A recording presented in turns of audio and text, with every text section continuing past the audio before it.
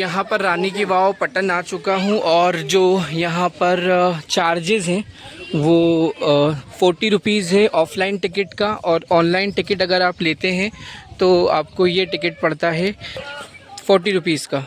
तो यहाँ से फिर इसके बाद आप एंट्री कर सकते हैं। और रानी की वाव का जो ग्राउंड देखिए आप, कितना ज़्यादा सुंदर बना रखा है। देखिए आप, यही चीज़ मैं कह रहा था कि जो भेदभाव सरकार कर रही है दैट इज़ नॉट राइट। इतनी खूबसूरत जगहें हैं अहमदाबाद में, इतनी आलीशान और खूबसूरत जगहें हैं, लेकिन उसके बावजूद काम नहीं। आप देख सकते हैं कितना अच्छा रोड बना रखा है। अभी मैं दरगाह से आ रहा हूँ और वो हाईवे पर है, और वो हाईवे वहाँ का ठीक नहीं है। तो ऐसा भेदभाव नहीं होना चाहिए। कितना सुंदर बना रखा है। दिल्ली में भी बहुत सारी ऐसी जगहें हैं और कई सारे ऐसे इस तरह के पार्क बनाए जा सकते हैं अगर काम किया जाए तो। वाव का निर्माण जो है वो 11वीं सदी में किया गया था, और जो यहाँ के राजा थे भीमदेव, उनकी ये पत्नी के लिए बनाया गया था। एक इम्पॉर्टेंट चीज़ ये कि 11वीं सदी होने के कारण ये पूरी तरह से दब चुकी थी, और दबने के बाद इसे जो आर्कियोलॉजिकल ऑफ इंडिया है उसने इसका उत्खनन किया, इसे ढूंढा, और ढूंढने के बाद में इसके ऊपर काम हुआ और ये आज इस शक्ल के अंदर है। अब एक सबसे बड़ी बात तो ये है कि जिस तरह से उसका उत्खनन हुआ, ये तो मालूम भी नहीं था कि यहाँ पर कोई वाव है, और उत्खनन करने के बाद में आप देख सकते हैं कि इतना सुंदर गार्डन बनाया गया यहाँ पर। यहाँ ऐसा सिचुएशन नहीं होगी, ऐसे हालत नहीं होगी, यहाँ मट्टी लाके डाली गई होगी और उसके बाद में ये सारा काम किया गया है। तो कहीं ना कहीं हमारे देश की धरोहर जो है उसको धर्म में नहीं बांटा जाना चाहिए, और जो सूफ़ी या संत हैं उन्हें धर्म में नहीं बांटा जाना चाहिए, जो मकबरे हैं उन्हें धर्म में नहीं बांटा जाना चाहिए। तो उसी वजह से अभी तक आप खुद देख सकते हैं कि कितना सुंदर नज़ारा है ये। एक छोटी सी वाव है, उस वाव के अंदर लोग आते हैं, और यहाँ पर इतना बड़ा भेदभाव कि एक छोटी सी वाव और इतने आलीशान, मैंने आपको जो वहाँ के मकबरे दिखाए अहमदाबाद के, वहाँ पर काम नहीं हो रहा है। So that is much more important कि देश की धरोहर जितनी ज़्यादा ठीक होगी, जितना ज़्यादा उन पे ध्यान दिया जाएगा उतना ज़्यादा बेहतर होगा। जैसे कि दाई हरीर की वाव का मैंने जो आपको वीडियो बना के बताया था, तो मैं यही बोल रहा था कि दाई हरीर की जो वाव है उसके आसपास बहुत ही सारा अतिक्रमण है, और वो भी बहुत गंदा कोयला है और बहुत सारी चीज़ें हैं जो नहीं होना चाहिए। लेकिन यहाँ पर जिस तरह से ये तो पूरी तरह से आर्कियोलॉजिकल ऑफ इंडिया ने खोद कर ढूंढा और ये मिल गई थी, बुर चुकी थी। अब जब हम अंदर आते हैं तो इसकी हालत भी वैसी नहीं है। जो दाई हरीर की वाव का मैंने वीडियो बनाया था तो वो काफ़ी ज़्यादा अच्छी सिचुएशन में है, बस उस पर थोड़ा ध्यान देने की ज़रूरत है। एक दूसरी चीज़, इसका जो डिज़ाइन है ये दाई हरीर की तरह थोड़ा सा अलग है, क्योंकि जब हम नीचे की तरफ उड़ते हैं तो उसकी जो सीढ़ियाँ हैं बिल्कुल डायरेक्ट नीचे नहीं आती।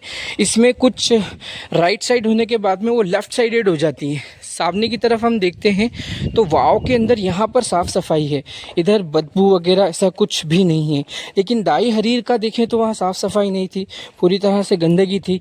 और कहीं ना कहीं एक चीज़ ये भी है कि वहाँ मस्जिद है, नमाज़ होती है, इस वजह से हो सकता है कि वहाँ पर आर्कियोलॉजिकल ऑफ इंडिया ने अपने अंडर में नहीं लिया, जिसकी वजह से साफ़ सफाई नहीं हो रही। और वहाँ टिकट भी नहीं था, तो ये टिकट होने के कारण यहाँ पर शायद काम होने की वजह गार्ड्स भी यहाँ पर अवेलेबल हैं कि किसी तरह की अगर कोई प्रॉब्लम आती है तो उस पर वो लोग ध्यान दे पाएंगे।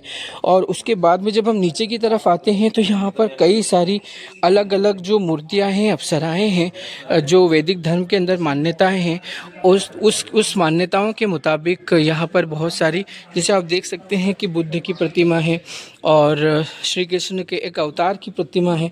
इसी तरह से बहुत सारी प्रतिमाओं के साथ इस वाव का निर्माण किया गया है। इसकी सुंदरता को और ज़्यादा अलंकृत किया गया। ऊपर से नीचे तक कई सारे जो वैदिक धर्म के अंदर मान्यताएं हैं, उन मान्यताओं के मुताबिक यहाँ पर सभी तरह के जो मूर्तियां हैं, जो डेटीज़ हैं जिनको पूजा जाता है, लक्ष्मी है वो या जितने भी कृष्ण हो, और इसके अलावा श्री कृष्ण का एक जो अवतार है जो पिग नुमा होता है, सो दैट इज़ पूरा यहाँ पर बनाया गया है। सामने की तरफ से आने का रास्ता नहीं है, लेकिन जो दाई हरीर का वीडियो बनाया था तो वहाँ से सामने की तरफ आने का रास्ता है और दो बिल्कुल सीधे खंबे, ये भी लगभग 5 मंजिला है और दाई हरीर की जो वाव है वो भी 5 मंजिला है। सिर्फ ये वाव ही है, वहाँ पर आपको दाई हरीर का मकबरा मिल जाता है, उनके द्वारा बनाई गई मस्जिद मिल जाता है। और एक फ़र्क थोड़ा सा ये होता है कि वहाँ मूर्तियाँ नहीं हैं, वहाँ पर जो संस्कृत के अंदर प्राकृत लिपि में कुछ लिखा हुआ है। साथ ही ये जो सामने की तरफ आप देख रहे हैं ये सारे देवदूत हैं। आप ऊपर की तरफ देख सकते हैं कि ये देवदूतों की प्रतिमाएं लगी हैं और इस हिसाब से, और सामने की तरफ भी आने का रास्ता होगा, लेकिन हो सकता है कि वो वक्त के साथ ख़राब हो गया हो। इसके बाद यहाँ से एंट्री आगे जाने की मना है, लेकिन वहाँ पर आप जा सकते हैं और उसमें पानी भी है, उसका पानी भी नहीं सूखा है। तो ये पाटन है। पाटन जो भीमदेव एक वक्त में यहाँ के शासन में हुआ करते थे और उन्होंने उनकी पत्नी की याद में से बनाया था।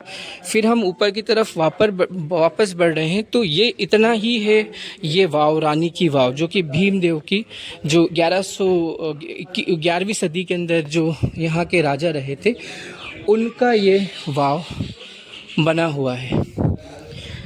तो फिर दोबारा से ऊपर पाटन स्पेशली मैं इसीलिए आया था, जो आपको मैंने किला एक दिखा चुका हूँ कि किला जो है वो बादशाह अहमद शाह के समय का बना हुआ था।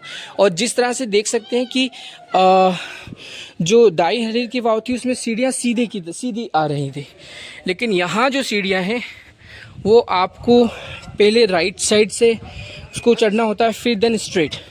तो left handed, right handed, then straight, इस तरह से ये बनी हुई है। और जैसे कि ये पूरी तरह से